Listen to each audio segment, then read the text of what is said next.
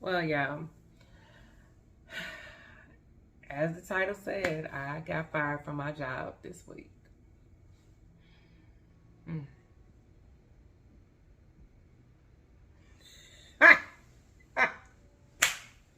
Damn!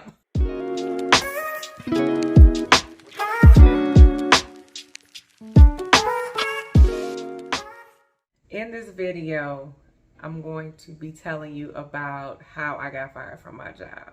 Now, quick disclaimer, I take full accountability and responsibility for my actions as to why I got fired.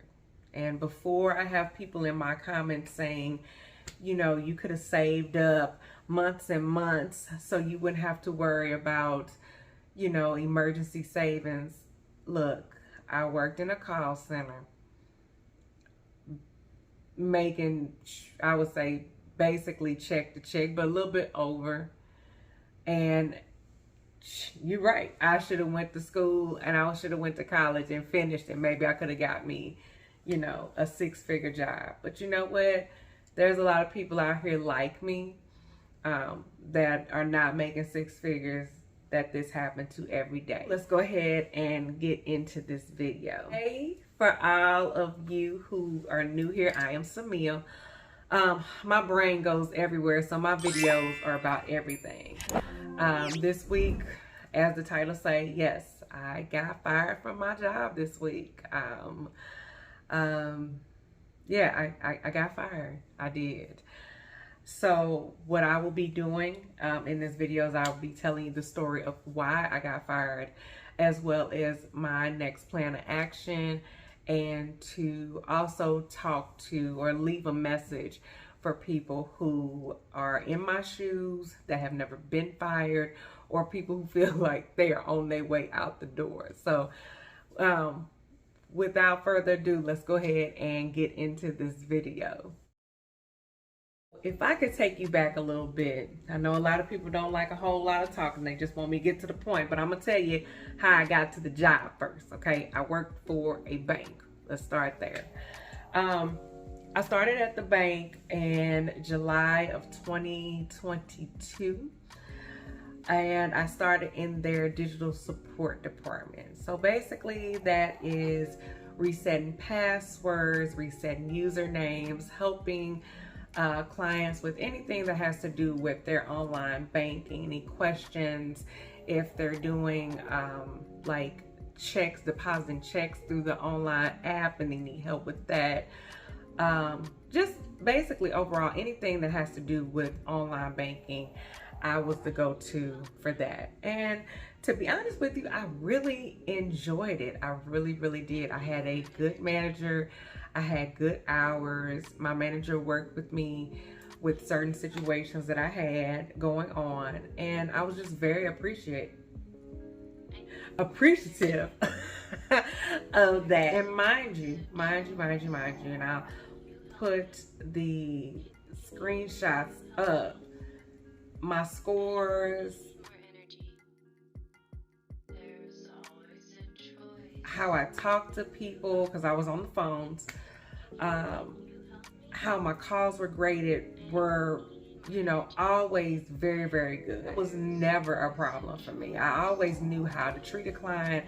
I always knew how to talk to a client, because if I was on the receiving end of that phone call, I would want someone to take the time out to be courteous, knowledgeable, and be able to help me in the time of need or asking for some type of help. So that was another thing. Like I did my job very good.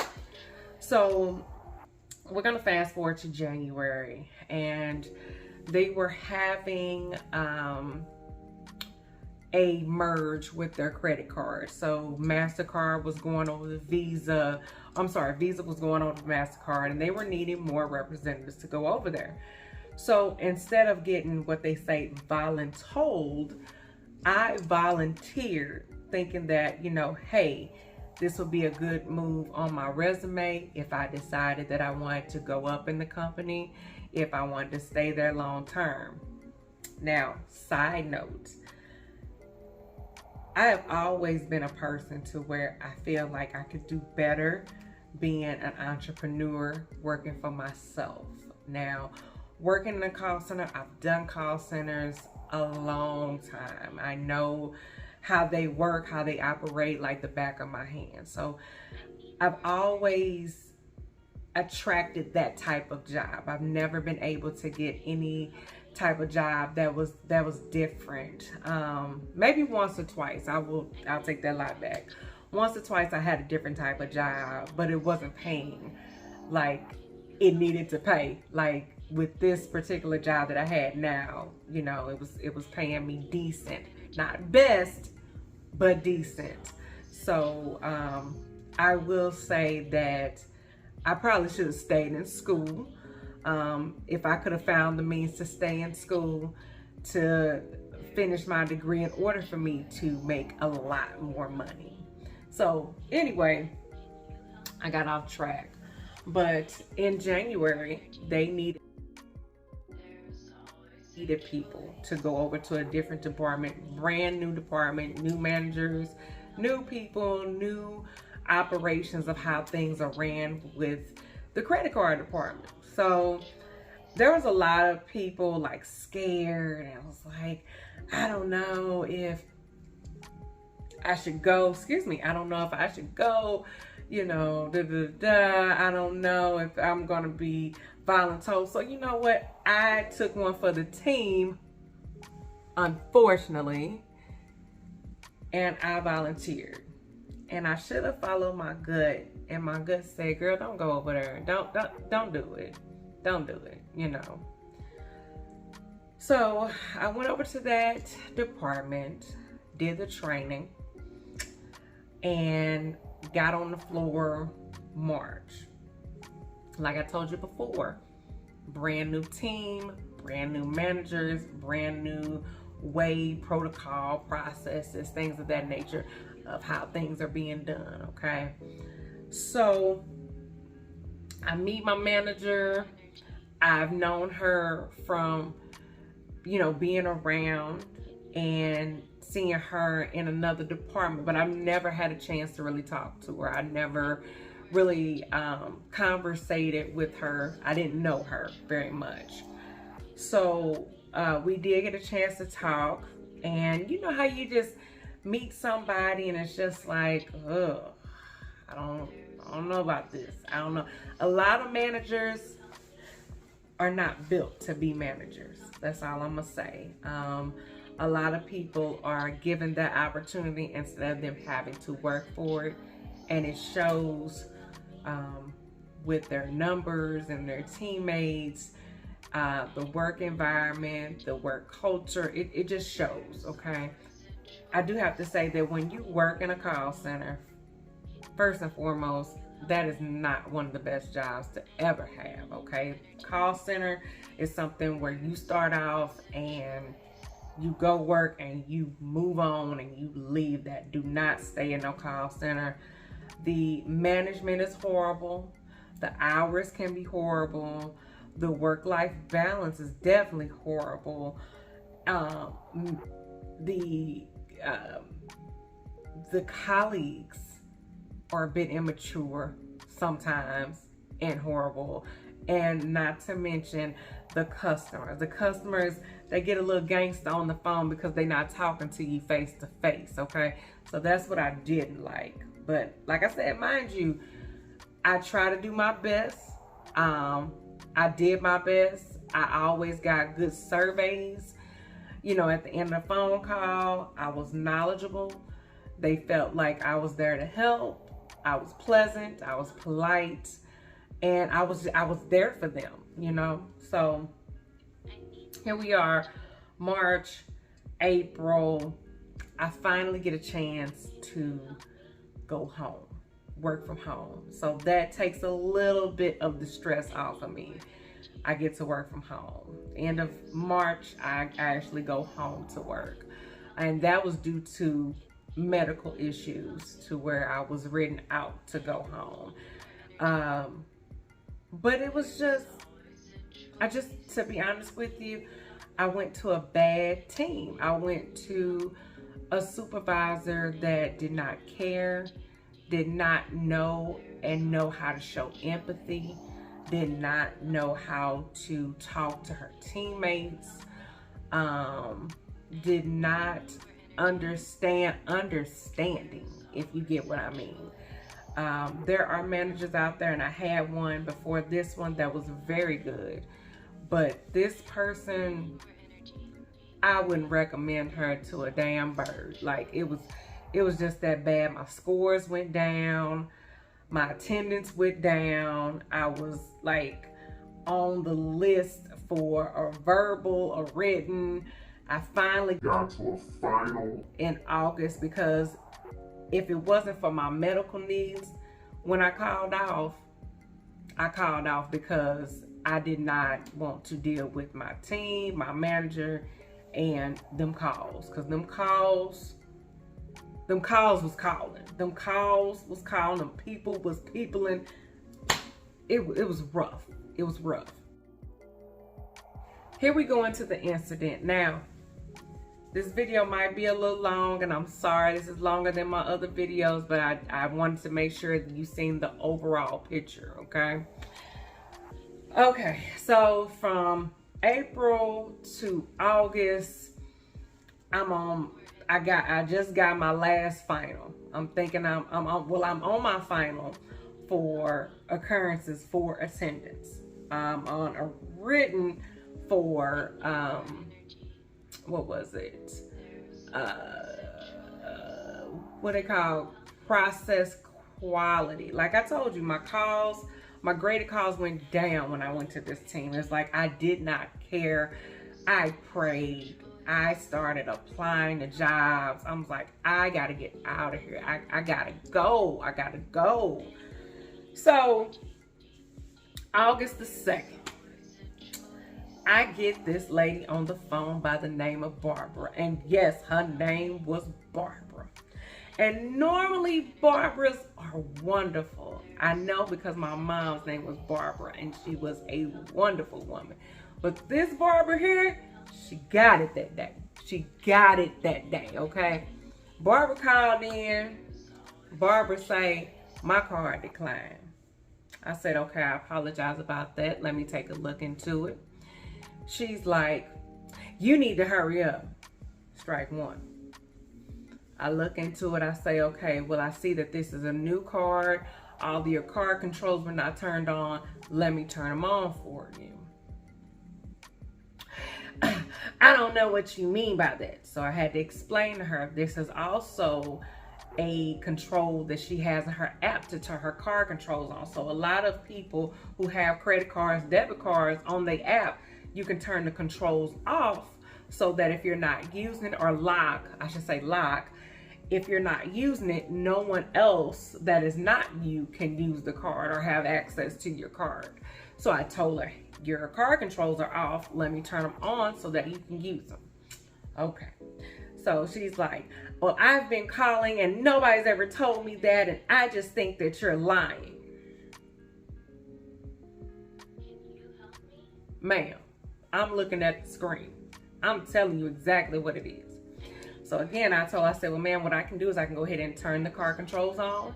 And then from there, give it a few minutes to cycle throughout the system and you can use your card. That's not what I was told before. I just think you're lying and you're dumb. All right. So I hit the hold button, thinking I hit the hold button. I hit the mute button, thinking I hit the mute button. So I'm hearing music. But then I'm like, why am I hearing music? So I'm hearing music and I'm like in the background, I'm mad because this woman done called me dumb, okay? I'm like, this bitch, I'm like, what? She should know what her card can do. She got an online account. Like, I don't understand why she not turning off her or turning on her card controls, like, da-da-da-da. I hear somebody say hello. Hello?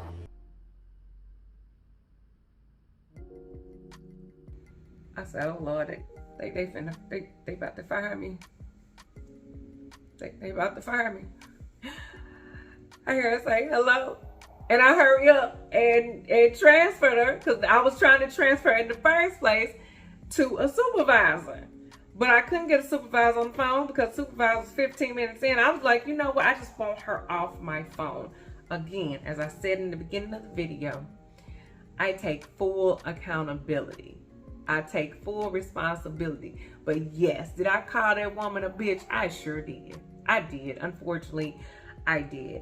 I ended up, after the call ended, I wrote my manager in a message and I said, hey, this is the account number. I just had a difficult call. What do you want to do? Crickets. So I go into the office 2 weeks later. This is August 15th. End of day, it's almost time for me to get off. So my manager is like, hey, about that call you were talking about on August the 2nd, I have to send that up to HR, and this is how she talked. I have to send that up to HR, and I don't know, but I have seen where people have gotten fired for saying what you said. Okay, cool. I get it. I did it. I get it. Like I said, at this point, I'm applying the job. So don't say that I ain't applying the job. I ain't applying myself. I'm applying the job. So August the 15th is when she told me that. And then I changed managers August the 21st, I believe it was. Yeah, August the 21st. So I hadn't had a time to sit down with my new manager to have like a one-on-one until September, what was this, 14th? September 14th. And we talked about everything, any concerns that I had. We listened to a call, found out a call was graded incorrectly. I told her how I felt about my last team, my last manager. She seemed like she was understanding. I could come to her, ask her a question, she'd answer it like that. I could come to her with an issue, she would handle it. Like, I was really gung-ho about doing right, all the way right with this supervisor. And we talked about that, and she brought it up, and I said, hey, let's not listen to the call. But I know what happened. So she puts the transcript, puts the complaint on the screen where the lady had complained about me to the next representative, and I put it right here.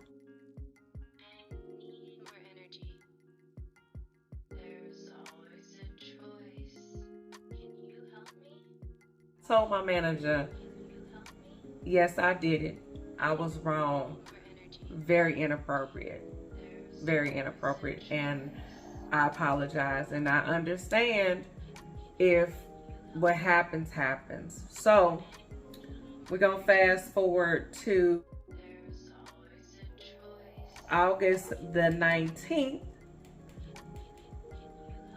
August 19th, mind you, August 19th, she was on, I think she was on vacation. So it must have been pertinent, if I'm using that word correctly. It must have been pertinent for HR to say, we got to let this woman go, like today. So I'm on the phone. I get a message from her and I'm scrambling. And I'm like, because I know this woman's supposed to be off. And she calls me on Zoom, and I missed the call because I was on the call with a client.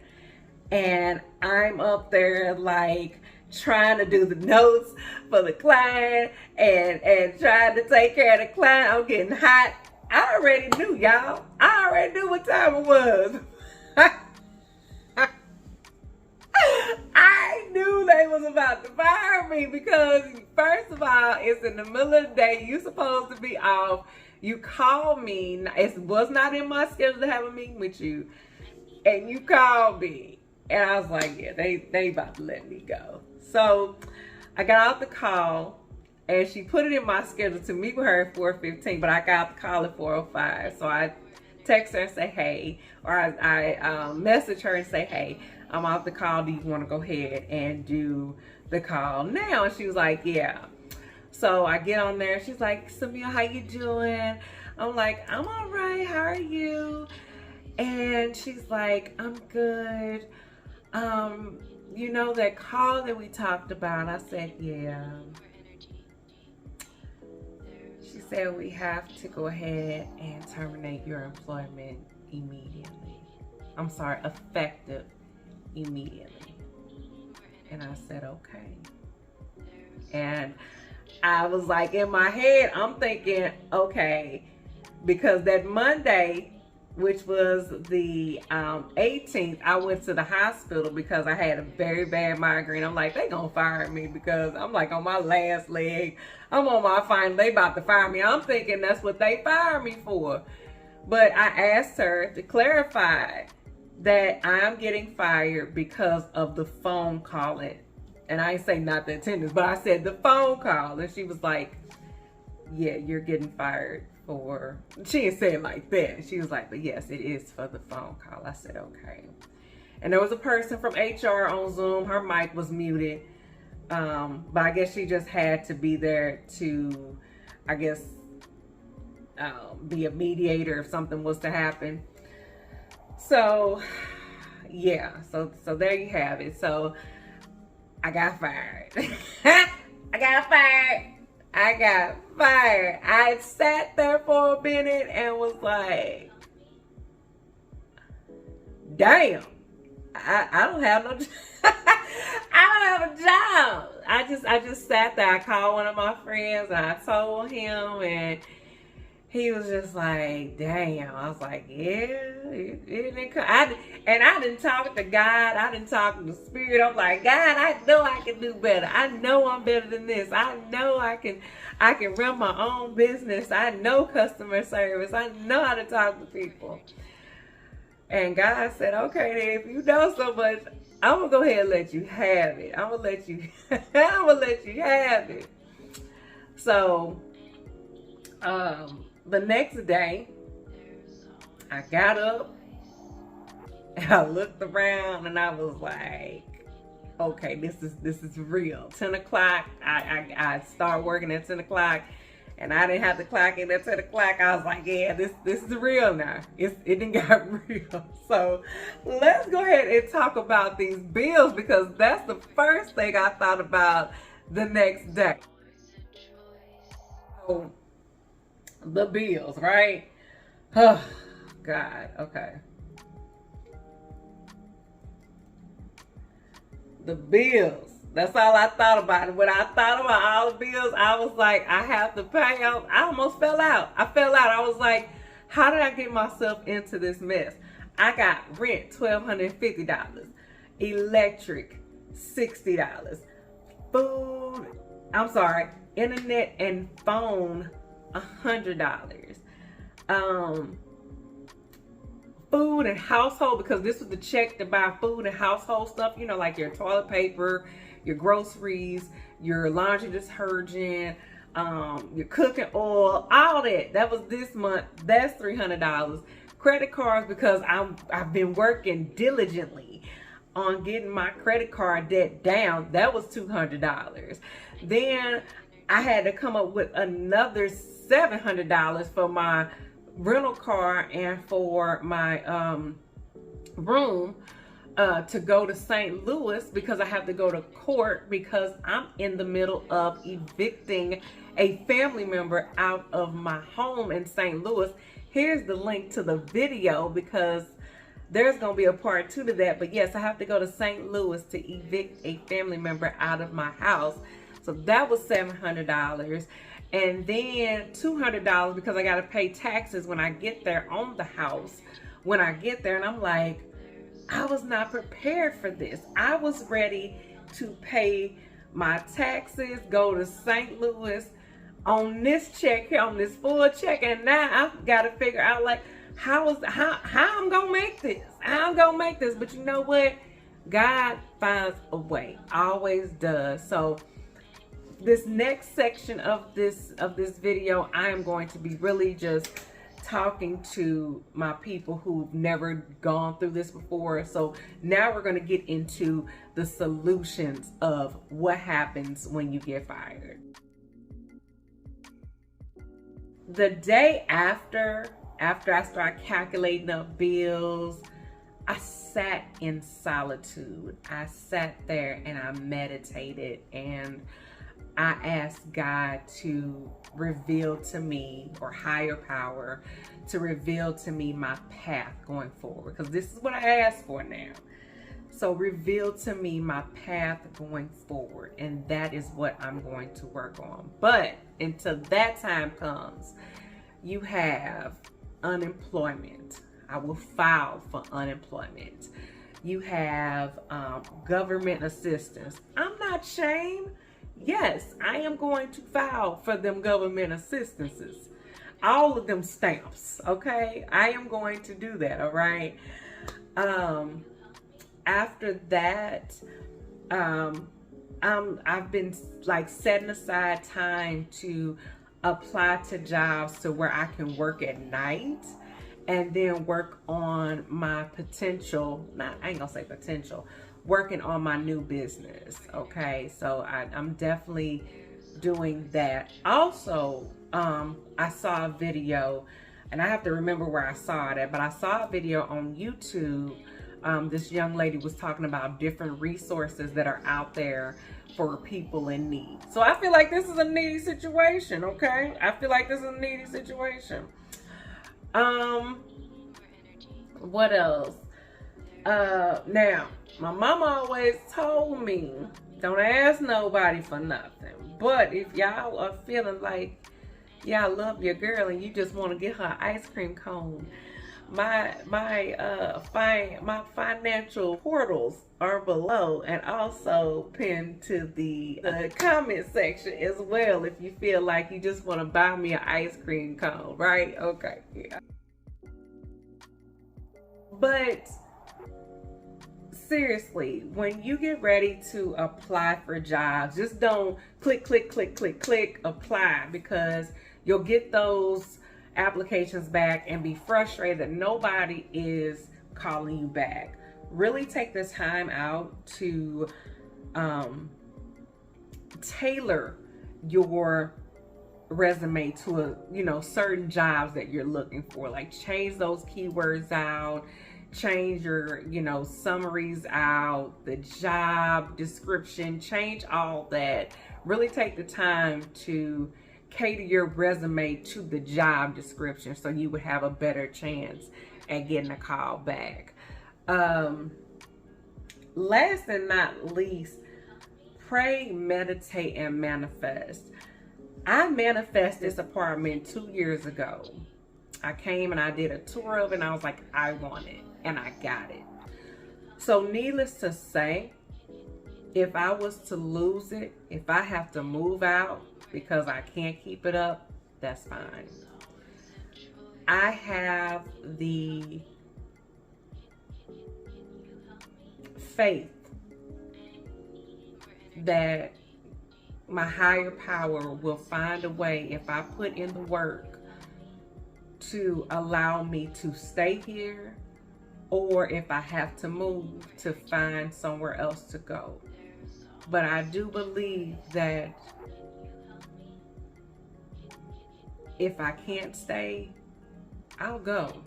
I'm not too ashamed at all to say that I can't afford something.